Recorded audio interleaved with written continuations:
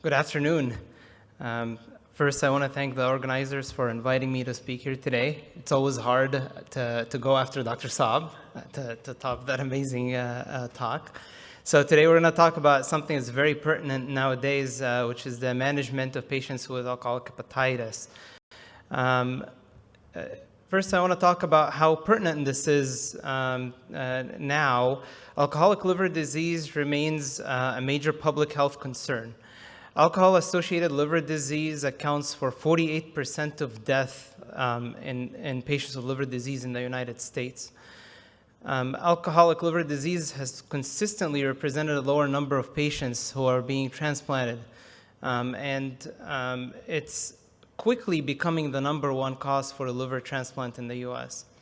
In 2017, over 8 million patients were hospitalized, and approximately 6% of those patients died during their hospitalization due to alcoholic liver disease and alcoholic hepatitis.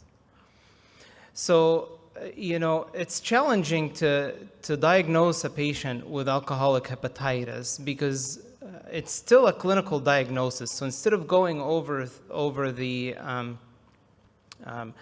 diagnosis criteria, I wanted to share a case which will hit all those diagnostic criteria, because ultimately we see patients in clinic as these cases. I want to share with you one of our patients who's a 38-year-old woman with no previously medical problems who presented to the hospital with new abdominal pain, and family members remarked to her that she was jaundiced, and they brought her in for evaluation. She has no past medical history, no surgeries in the past, family history, father had diabetes, otherwise no liver problems, and no allergies. She was drinking 4 to 5 alcoholic drinks, at least 2 shots per drink, if not more, every night. She denied pretty much everything else. This was the only thing that she had on her social history. On physical exam, she had scleral icterus. She had multiple spider angiomas on the face, neck, chest. She was tachycardic to 110. She had decreased breath sounds bilaterally. She had shifting dullness and enlarged liver, and she had a hepatic bruit. She had bilateral lower extremity edema to the knees. Her labs are as follows. AST, as you can see, is much higher than ALT. It's double. Low albumin, low protein, leukocytosis with a white blood count of 18,000, and MCVs elevated at 104.3. Her PTT was prolonged at 18, INR is 1.6, sodium was decreased, but fortunately her creatinine was normal. So she had an ultrasound which showed an enlarged liver and large ascites. We did a full workup on her and everything came back negative, as we can see. We did a full infectious workup, including CMV, EBV, hepatitis E. Everything came back unremarkable, including TB and cocci serologies. She had a paracentesis that was consistent with portal hypertension, with a total albumin of 1.8 and a total protein of 1.8 and albumin of 0.9, and she did not have SBP. So ultimately, the diagnosis was made for alcoholic liver disease due to her history and negative workup otherwise in her presentation. Now, do we treat her or do we not treat her? Where do we go from here? And fortunately, there have been multiple scores developed in the past to tell us about the prognosis of patients and whether treatment would be required or not. So first, we assess the severity of her alcoholic hepatitis, and several prognostic scores are available. Maybe one of the oldest ones was the Maddrey discriminant function, followed by the MELD score. The allele score is a prognosticator score after starting patients on treatment. So the Maddrey discriminant function, this is the equation, but I won't bore you for that, but it was described by Dr. Maddrey in the 70s. And discriminant function of over 32 shows a high term mortality in patients that are up to 50% in the first month, and those patients should be considered for treatment.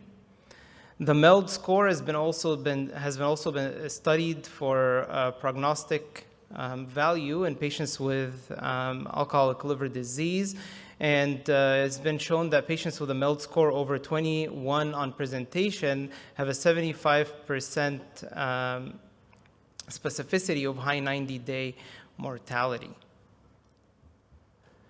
So back to the case, our patient's discriminant function came back at 33.8 once we plugged the numbers in. Her SAG was 1.8, MELD score was 26, and treatment was initiated in this case. But what treatments are available? How can we treat these patients? So, the treatments available, best treatment, of course, is abstaining from alcohol. We got to stop the insulting agent, which is alcohol consumption.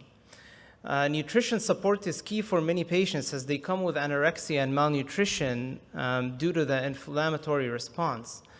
The data suggests that optimal nutrition for recovery are 1.5 grams of protein per kilogram, or 30 to 40 kilocalories per kilogram of body weight. Usually patients have impaired oral intake, and some medical centers will start enteral nutrition on these patients.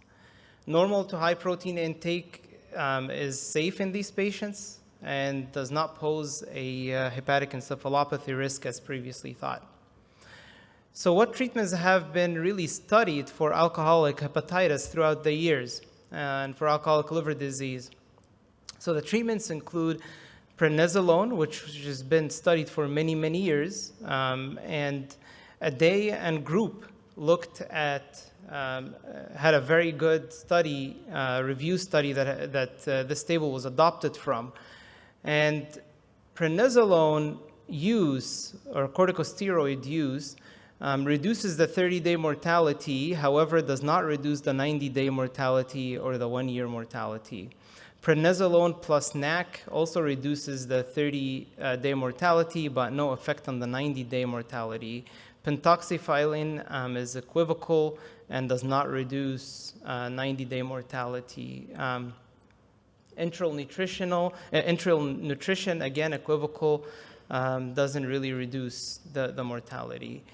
Other things like antioxidants have been studied, and NAC alone, also no major changes on the 90-day mortality. So really the only thing that was effective in reducing the 90-day mortality in these patients with early liver transplantation in a select group of individuals.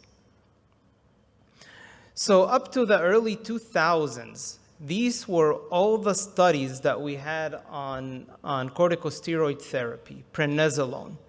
And prednisolone was used because prednisone required the first pass effect, and it was in studies prior to that wasn't really helpful. So many randomized control studies came out of this, but really up to the 2000s, that's all we had.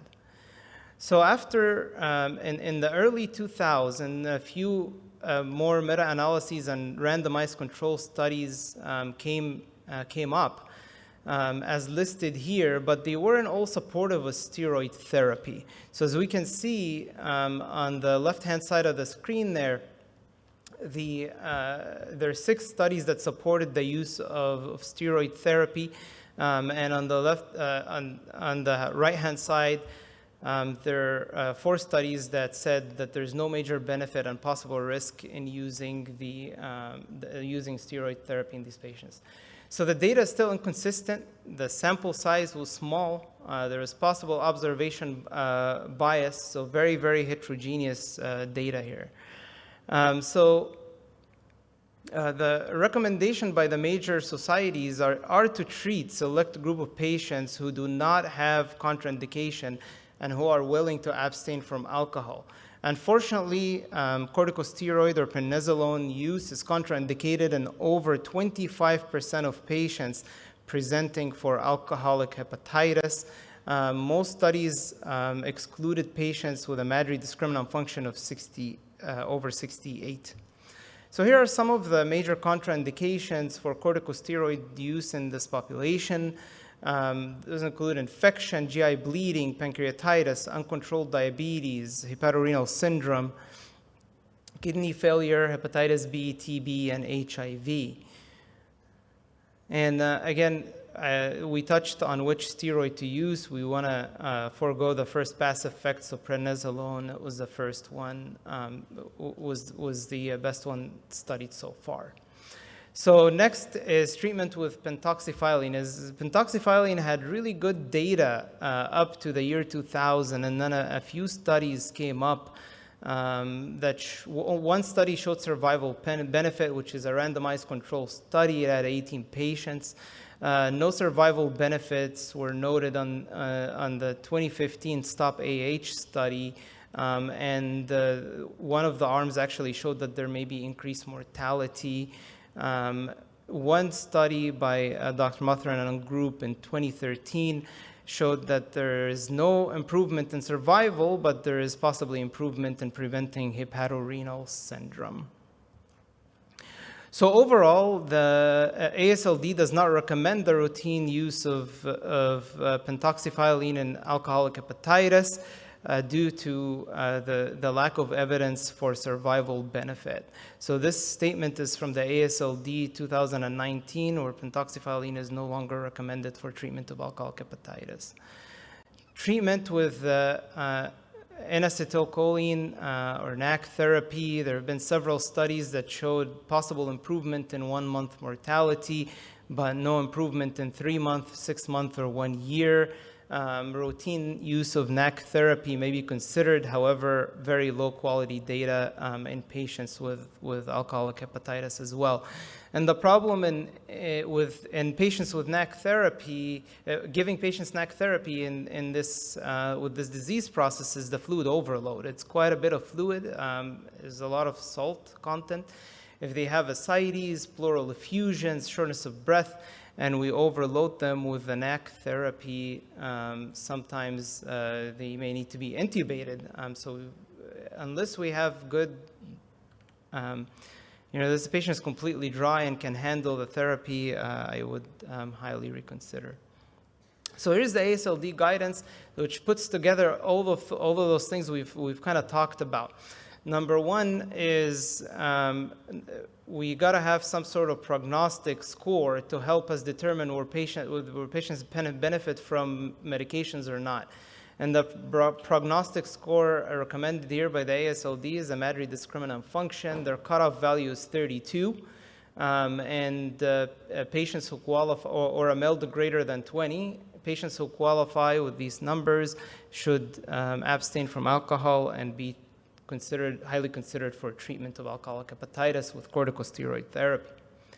And what kind of corticosteroid therapy do we use? The ASLD recommends prednisolone 40 milligrams per day to be given orally, and they do recommend the addition of IV NAC with very low data, but it is a possibility, something to consider. They do recommend that we calculate the allele score. The allele score will go over in the next couple of slides. The allele score is a score that is used to see whether the patients will benefit from continuation of steroid therapy or not. And if the cutoff value is over 0.45, then the patient might have higher risk than benefit for continuing, and corticosteroids should be stopped. Patients with alcoholic hepatitis are usually malnutrition. The nutrition should be initiated immediately in those patients, and a nutrition consult should be obtained. And again, pentoxophiline is no longer recommended by the ASLD. So what are some of the poor prognostic indicators in patients with alcoholic hepatitis and alcoholic liver disease when they come to the hospital? MELD increase of more than 2 points in the first week of hospitalization has been associated with an increased inpatient mortality. Development of hepatic encephalopathy in the first week of presentation or at presentation. Development of hepatorenal syndrome during the hospitalization, and worsening of the bilirubin during the first week. Worsening of bilirubin hasn't really been very well defined. It could be 1 point, it could be 10 points, but worsening of bilirubin is a poor indicator. So going back to the case, our patient was started on prednisolone, given her negative workup for infection. Her allele score calculated after a week was 0.67, and unfortunately, she continued to worsen despite being on the prednisolone, so prednisolone was stopped. This is the allele model. I left it here so if it's to go over, but I won't bore you with the equation. So overall, pharmacologic therapy that's available, there are not too many good options. The goal here is to decrease mortality and prevent HRS, but nothing has really been shown to do that for over 30 days. Nothing improves the 90-day or the 1-year mortality. Prednisolone improves the 28-day mortality. However, there are many barriers to starting, a lot of contraindications as we've talked about. Unfortunately, only approximately 25% will survive if the discriminant function is over 32, and approximately 50% of all comers, despite of what the discriminant function is. So this is a severe disease. So the treatment that's been up and coming is early transplantation for patients with alcoholic hepatitis. So this gives the best survival benefit after alcohol cessation and nutritional support. Many programs are changing their views on early transplantation for alcoholic hepatitis because we see that the 6-month sobriety rule is very controversial because patients come in very sick. They're usually hospitalized almost every other week or never leave the hospital for 6 months. Then they qualify for liver transplant during the same hospitalization because they really never left the hospital. That's the only time they were abstinent. And graft loss has been very low in the first 5 years and can occur in 10 years, even in patients who drink heavily, according to this paper from Matheran Group, which was really the first and practice-changing paper. So there are certain things that can help us determine whether patients may go back to drinking again post-transplant or not. And some of those include patients who are at higher risk of returning back to drinking are those who have lack of insight, no social support, and a history of multiple failed rehabs, multiple failed trials of stopping alcohol, and underlying psychiatric comorbid conditions that are not very well treated or controlled. This survival curve here shows, again from the previous paper, shows that there is high survival at 2 years, and now there is more data, there is high survival at 5 years and 10 years post-transplantation in those patients. So transplant centers have really changed their views and have really changed their thoughts on treating patients with alcoholic hepatitis. Here at UCLA, we do have a protocol for treating patients with alcoholic hepatitis. It's definitely not for everyone, and I would say approximately, and my colleagues correct me if I'm wrong, approximately 1% to 2% of all comers maybe would qualify for this, maybe even less. But this here is our protocol. So back to our case, our patient met criteria for the liver transplant at our center. She was successfully transplanted, and she's doing very well without any relapses 2 years post-liver transplant. So patients who are diagnosed with alcoholic hepatitis and have severe alcoholic liver disease, medications and support should be evaluated by the pathologist and the primary care doctor, and would consider some of these medications to help decrease cravings and decrease relapse. Addiction medicine consult on discharge and social medicine consult during the hospitalization or prior to discharge have been shown to be very helpful to prevent relapse after.